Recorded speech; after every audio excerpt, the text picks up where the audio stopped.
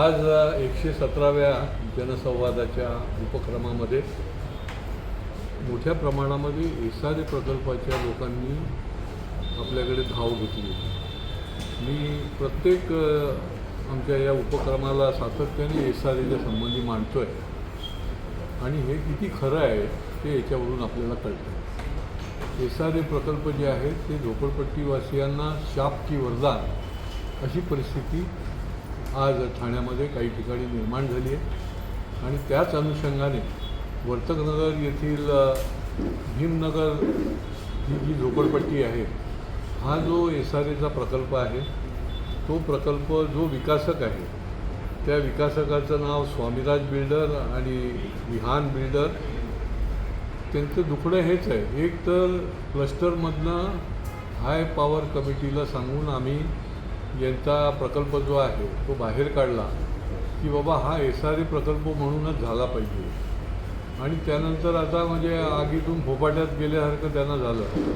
आता विकासकाची तक्रार ही सगळी मंडळी त्या प्रकल्पाची आली होती, झोपडपट्टीवासी आले होते, जवळजवळ 400-450 झोपडपट्टीवासी आहेत आणि विकासक अजून पुढे कुठलीही काही त्या प्रकल्पाला चालना देत नाही आहे.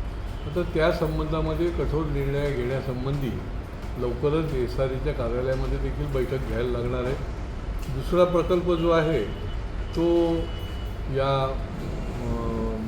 इकडचा आंबेडकर रोड जो ठाणे शहरामधला आहे त्या भागातल्या 400-500 झोपडपट्टीवासियांचा आहे.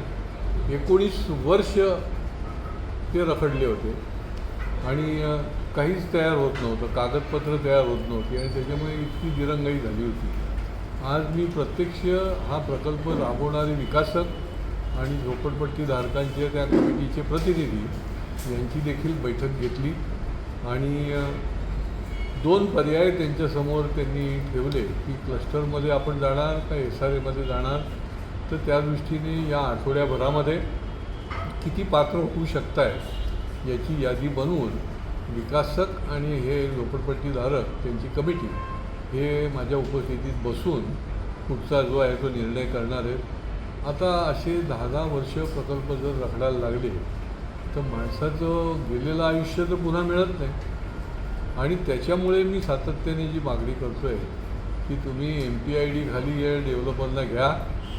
जर त्यांच्याकडनं काही चुका होत असेल तर MPID खाली गुन्हा दाखल करा. याचं उत्तम आता या ठिकाणी अनेक प्रकल्प बाधित त्रस्त झोपडपट्टीवासी जेव्हा येतात तेव्हा आपल्याला ते आवश्यक वाटतं. त्याचप्रमाणे आज काय झालेलं आहे की जमीन ग्रॅबिंगच्या संबंधामध्ये गुजरातच्या धर्तीवर कायदा आणावा अशी मी विधिमंडळामध्ये मागणी केली होती की जमीन हडप केली जाते, दमदाट्या दिल्या जातात.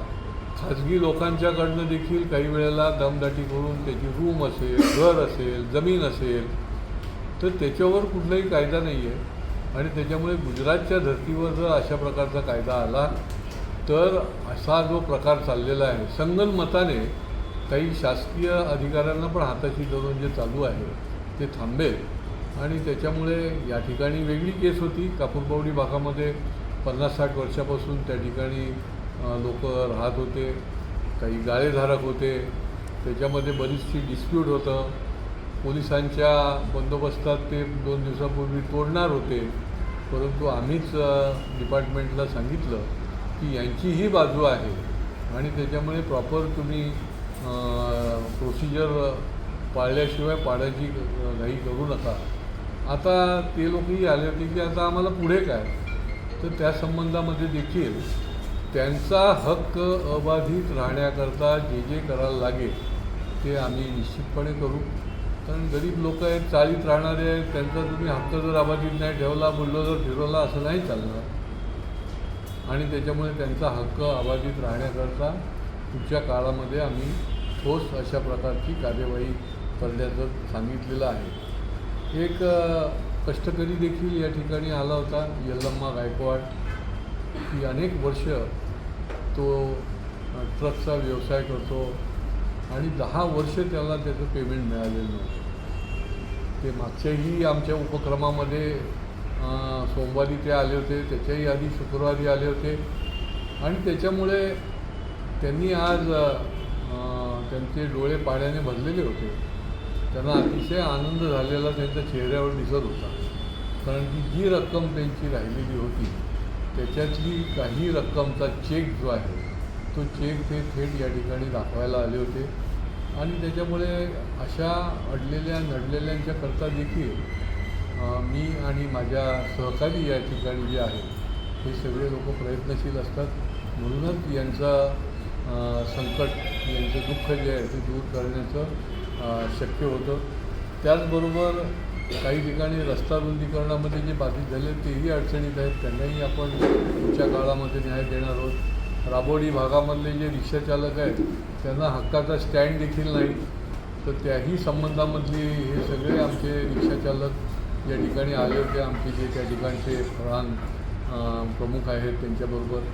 आणि त्यांना देखील व्हिजिट केल्यानंतर त्या ठिकाणी ट्रॅफिकच्याही निरीक्षकाने सांगितले की अमुक एक ठिकाणी हा स्टँड मिळू शकतो. अशा पद्धतीने काही व्यक्तिगत, काही सामूहिक विषय घेऊन लोक याही वेळेला आले होते.